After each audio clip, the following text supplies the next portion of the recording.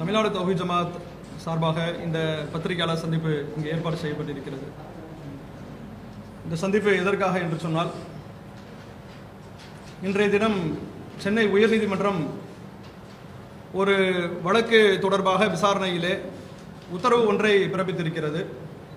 அந்த உத்தரவில் என்ன சொல்கிறாங்கன்னு கேட்டால், வந்தே மாதரம் என்கிற பாடலை பள்ளிக்கூடங்கள் கல்லூரிகளில் வாரத்திற்கு ஒரு முறையாவது, அதே போன்று அரசு மற்றும் தனியார் நிறுவனங்கள் மாதத்திற்கு ஒரு முறையாவது இந்த பாடலை பாட வேண்டும் என்று சொல்லி ஒரு உத்தரவை பிறப்பித்திருக்கிறார்கள்.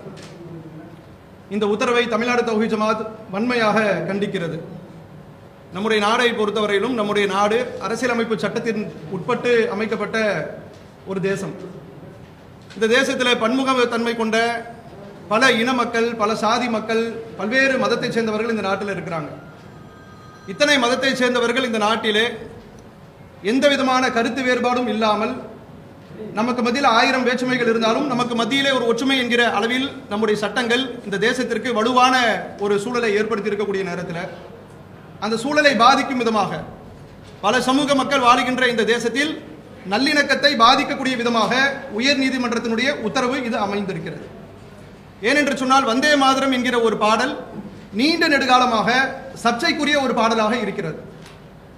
இந்த வந்தே மாதரத்தை தேசிய கீதமாக ஆக்குவோம் என்று சொல்லி நாடு விடுதலை பெற்ற அந்த காலகட்டத்திலேயே மிகப்பெரிய ஒரு சர்ச்சை ஏற்பட்டது. எதை நம்முடைய தேசத்தினுடைய நேஷனல் ஆந்தமாக, தேசிய கீதமாக அமைப்பது என்று வருகிற பொழுது இந்த பாடல் வைக்கலாம் என்று சொல்லி கருத்துக்கள் வந்தது. அதுக்கு கடுமையான எதிர்ப்புகளும் இருந்தது. முஸ்லிம் தரப்பில் கடுமையான எதிர்ப்புகள் இருந்தது. ஏன் அன்று எதிர்த்தார்கள், இன்றும் நாங்கள் ஏன் எதிர்த்து கொண்டிருக்கிறோம் என்று சொன்னால், வந்தே மாதரம் என்கிற பாடல் இஸ்லாமிய சமூகத்திலே இஸ்லாமிய கொள்கை ஏற்றிருக்கக்கூடிய ஒரு முஸ்லிமால் பாட முடியாது. ஒரே ஒரு இறைவனை வணங்கக்கூடிய ஒரு சமூகம், படைத்தவனை மட்டும் வணங்க வேண்டும் என்கிற ஒரு நம்பிக்கையில் இருக்கக்கூடிய நேரத்தில், அந்த நம்பிக்கைக்கு எதிர்மறையாக வந்தே மாதரம் என்கிற அந்த ஸ்லோகன், அந்த வார்த்தை என்ன சொல்லுகிறது என்றால், தாய் மண்ணுக்கு வணக்கம் என்கிற அந்த பொருளை தருகிறது. அப்ப தாய் இந்த மண்ணையும் பூமியையும் கடவுளாக வணங்கக்கூடிய ஒரு பாடலை அனைத்து மக்களும் பாட வேண்டும் என்று ஒரு நீதிபதி உத்தரவிடுவது என்பது இந்த தேசத்தினுடைய பன்முகத்தன்மைக்கு நேர் எதிரானது, அரசியலமைப்பு சட்டத்திற்கு எதிரானது. எந்த அடிப்படையில் இந்த உத்தரவை அவர் பிறப்பித்தார் என்று தெரியல. அப்ப இப்படிப்பட்ட ஒரு உத்தரவை அவர் பிறப்பித்திருக்கிறார். இது எது போன்ற விளைவுகளை ஏற்படுத்தும் என்பதை நாங்கள் சொல்லிக் கொள்கிறோம். நாங்கள் தேவையில்லாமல் இந்த சந்திப்பை ஏற்படுத்தல. நிச்சயமாக இவருடைய உத்தரவு என்பது நாளை தினம் எதிர்காலத்தில் எப்படிப்பட்ட விளைவை ஏற்படுத்தும் என்று சொன்னால், இன்னைக்கெல்லாம் உங்களுக்கே தெரியும், மாட்டிறைச்சி என்கிற ஒரு பெயரை சொல்லி முஸ்லிம்கள், தலித் மக்கள் எந்த அளவிற்கு வேட்டையாடப்படுகிறார்கள். இந்த நாட்டில் சாப்பிடுவதற்கு அனுமதிக்கப்பட்ட ஒரு உணவு, அதுக்கே இவ்வளவு பெரிய சர்ச்சை போய் கொண்டிருக்கிறது. கொண்டு செல்லக்கூடியது இறைச்சி தான் கொண்டு செல்கிறார், மாட்டிறைச்சி கொண்டு செல்கிறார் என்று சொல்லி வட மாநிலங்களில் ஏறத்தாழ 30க்கும் மேற்பட்டவர்களை கொலை செய்து விட்டார்கள், கொன்று குவித்திருக்கிறார்கள். தொடர்ந்து இஸ்லாமியர்களுக்கு எதிராக, தலித் மக்களுக்கு எதிராக இந்த மாட்டிறைச்சி வைத்து இவர்கள் சர்ச்சை செய்யக்கூடிய நேரத்தில், ஒரு முஸ்லிம் குடும்பம் செல்லக்கூடிய நேரத்தில் இந்த வெறி பிடித்தவர்கள் என்ன செய்வார்கள்? அதெல்லாம் நம்ம கண்கூட பார்த்து கொண்டு தான் இருக்கிறோம். சொல்லுவாங்க, நீ கீதத்தை படி, வந்தே மாதரம் படி என்று சொல்வார்கள். படிக்க மாட்டேன் என்று ஒரு முஸ்லிம் சொல்வானே, ஆனால் என்ன நிலைமை ஏற்படும்?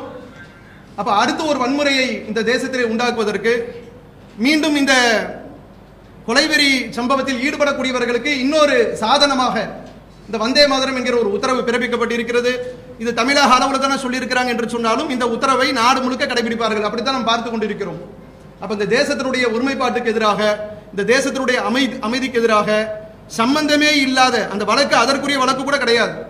உங்க எல்லாருக்கும் தெரியும், இந்த நாட்டு மக்களுக்கு தெரியும், ஊடகத்துறையை சேர்ந்தவர்களுக்கு தெரியும், அந்த வழக்கு வந்தே மாதரத்தை படிக்கலாமா படிக்கக்கூடாதா என்கிற பின்னணியில் உள்ள வழக்கு கூட கிடையாது. சம்பந்தம் இல்லாத ஒரு வழக்கிலே, எந்த விதமான பொருத்தமும் இல்லாமல், அந்த வழக்கினுடைய பின்னணிக்கு சம்பந்தம் இல்லாமல் வந்தே மாதரத்தை படிங்க, வாரத்துக்கு ஒரு தடவை படிங்க என்று சொல்லி, ஏற்கனவே நம்ம தேசத்தில் எரிகிற நெருப்பில் எண்ணெய் தூக்கி ஊற்றக்கூடிய விதத்தில் இவருடைய உத்தரவு அமைந்திருக்கிறது. தமிழ்நாடு தௌஹீத் ஜமாத் இந்த தேசத்தினுடைய ஒற்றுமைக்கு எதிராக, பன்முகத்தன்மைக்கு எதிராக, அரசியலமைப்பு சட்டம் தந்திருக்கக்கூடிய வழிபாட்டு உரிமைகளுக்கு எதிராக, எங்களுக்கு என்று ஒரு உரிமை இருக்கிறது, அதையெல்லாம் நீங்க கடைபிடிக்க கூடாது, இங்கே இந்த பாடலை படித்துத்தான் ஆக வேண்டும் என்று சொல்லி எங்களுடைய உரிமையை பறிக்கும் விதமாக நீதிபதி முரளிதரன் அவருடைய இந்த தீர்ப்பை நாங்கள் வன்மையாக கண்டிக்கிறோம்.